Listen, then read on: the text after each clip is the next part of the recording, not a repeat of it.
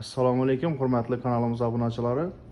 High-tech variantda eshigimiz orqasini alifon bosilish jarayonida tayyor bo'ldi, xudo xolasa. Bu eshigimiz uchun orqa tarafini ichkarilarini обязательно kraska sepib turibmiz. Ko'pchilik xaridorlarimiz bizdan ko'pincha so'raydi.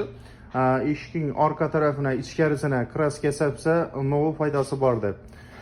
Bu esa kraska sepishimizdan maqsad qishning sovuq kunida demir eshik kondensat jarayoni bo'ladi. Dellida обязательно ichkari tarafdan ham shuni zanglamaslik uchun 70-80% защита qilib turadi kraskamiz ichkari tarafdan.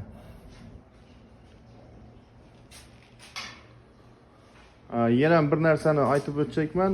Bizda hamma demir eshiklarimizning rom qismi ham, ichkari palata qismi ham 45 gradus kesib ishlanadi. Ko'rib turganingizdek, shunday 3 tomon ham varit etiladi. Mustahkam bo'lib chiqadi. Eshigimiz utupleniya jarayoni ham tugadi, xudo xolasa. Ichkari tarafini stiklovatani bosdik. Yana bir narsani aytib o'tchakman shu yerda.